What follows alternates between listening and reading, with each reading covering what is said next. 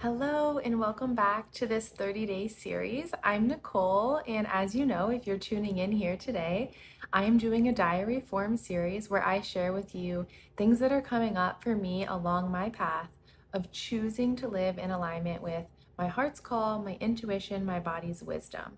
And the premise of this video or this video series is reminding us all that we are going to go through these emotional waves, these highs and lows, and it's okay. And it's meant to be that we go on those ups and downs. But along the journey, it's also important to acknowledge the insight that we are gaining from both the highs and the lows, the messages and the wisdom and the lessons and learning that are coming from that experience of riding the emotional wave.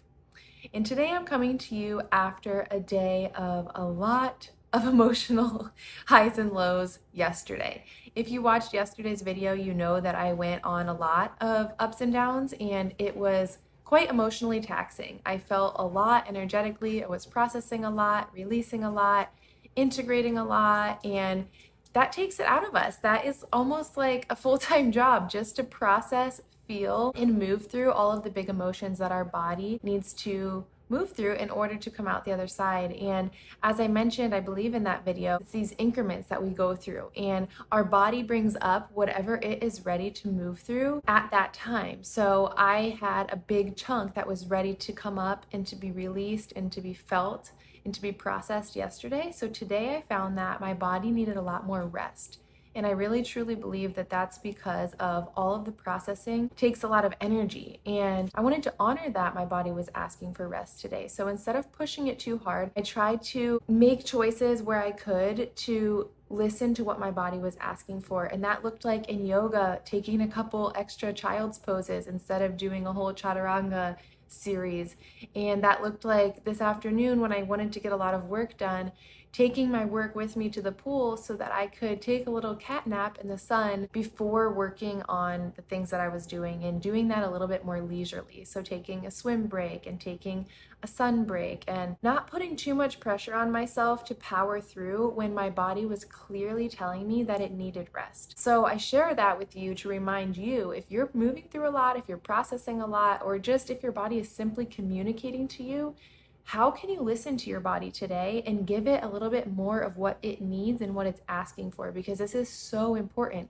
And I noticed that when I did give my body what it needed, which was rest today, I had that rest. I did take a nap. I did lay in the sun. And then afterwards, I felt more naturally in flow to work on the things that I needed to work on, and I actually wanted to work on them. And then it became easier versus trying to force it when my body just wasn't ready or wasn't there yet. So that is the main message that I want to share with you today. But also I wanted to throw in another little takeaway that I had after listening to two people that I know.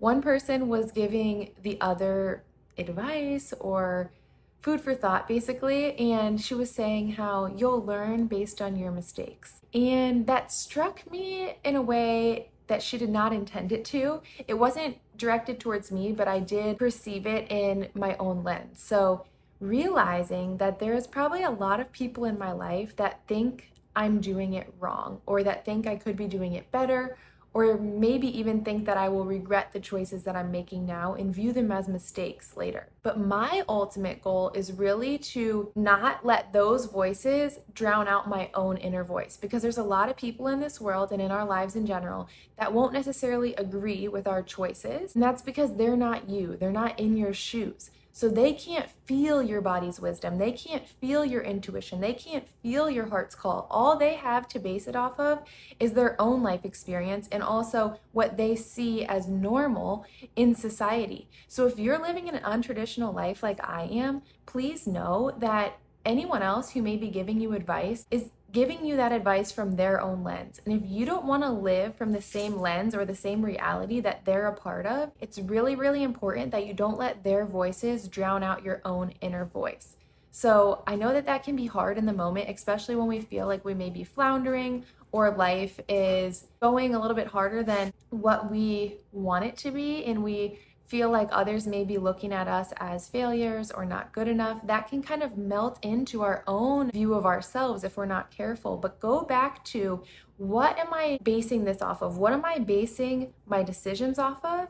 And then what am I basing the judgment off of? Because if you're basing your decisions off of your heart and your body's wisdom and your intuition, but then you're basing the judgment off of the lens of others or society's view of you, then you're taking two different paths. You're trying to please and you're trying to live in alignment with what is true and authentic for you. And you can't always do both of those at the same time. So I share that from my own personal experience. And I know the feeling that I had in my body when I felt that was, it hurts. It hurts to hear people say those things and to feel like they may see you as a failure or not good enough or think that you're making mistakes. But really, truly, the only mistake that you can make is believing what they're saying when it's not even in alignment with what your body is communicating. So really get clear on where you're making your decisions from, and if you are judging yourself, where is that judgment coming from? Because if you